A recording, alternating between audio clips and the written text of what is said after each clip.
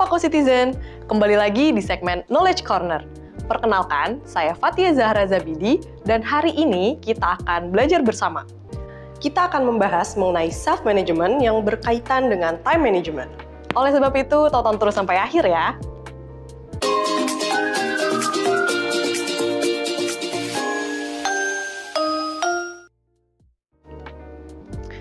Sebelum kita mulai, saya ingin mengajak teman-teman untuk berpikir. Menurut kalian, sumber daya apakah yang sangat berharga tetapi terbatas? Ayo coba dipikirkan dalam 5 detik ya. Jawabannya adalah 1, 2, 3, 4, 5. Ya, waktu. Ayo kita simak lebih dalam. Waktu merupakan sumber daya yang berharga dan juga terbatas. Oleh sebab itu, waktu perlu digunakan secara bijak agar goal atau tujuan kita dapat tercapai. Nah, salah satu cara yang bisa kita lakukan untuk mengatur atau manage waktu adalah dengan mengetahui prinsip Pareto. Apa itu prinsip Pareto?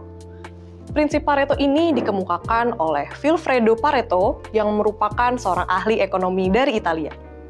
Prinsip ini memberikan pemahaman bahwa 20% input yang diberikan akan menghasilkan 80% output yang diharapkan.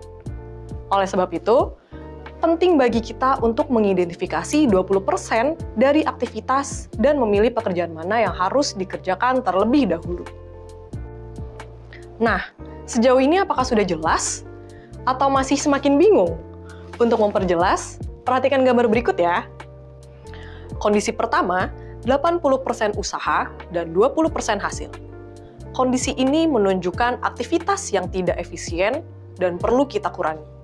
Oleh sebab itu, kita perlu mengidentifikasi aktivitas yang terdapat pada 80% usaha. Bagaimana caranya? Pertama, melakukan seleksi pada kegiatan. Kedua, tanyakan pada diri Anda, apakah aktivitas tersebut bisa dikerjakan dengan cara yang lebih efisien?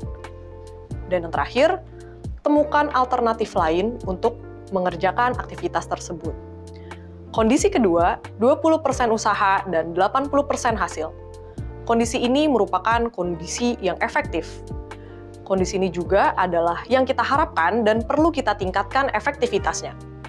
Hal yang bisa kita lakukan, yang pertama, identifikasi 20% dari tugas Anda.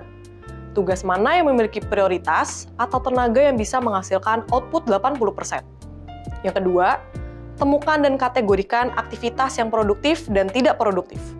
Dan yang terakhir, membuat prioritas pada aktivitas yang harus dikerjakan. Terdapat 4 cara untuk mengidentifikasi manajemen waktu yang efektif. Antara lain, 1. Mengetahui kegiatan apa saja yang akan dilakukan dalam waktu tertentu. 2. Mencatat kegiatan yang dilakukan. 3. Melakukan analisa terhadap kegiatan berdasarkan prioritas pekerjaannya. Dan yang terakhir, menemukan abnormalitas dari kegiatan yang dilakukan. Kita perlu memahami terdapat 2 konsep yang menjadi tujuan dari manajemen waktu, yaitu efektivitas dan efisiensi. Apakah teman-teman tahu perbedaannya? Nah, 2 konsep ini sering membingungkan satu sama lainnya loh. Efektivitas berbicara tentang bekerja untuk mencapai goals atau tujuan yang tepat, di mana hasilnya sesuai dengan yang diharapkan. Tugas kita adalah memastikan pekerjaan yang dilakukan dengan fokus. Efisiensi berbicara tentang bagaimana seseorang dapat menggunakan sumber daya yang dipunya untuk meraih tujuan tertentu, di mana efisiensi merupakan tahapan yang terus berlanjut dari perbaikan. Oleh sebab itu, perlu adanya sinergi antara diri sendiri dan juga rekan tim. Bagaimana Pak Citizen? Apakah sudah paham? Saya harap teman-teman semua sudah paham ya. Ayo pergunakanlah waktu Anda dengan bijak, sehingga tidak ada waktu yang terbuang sia-sia.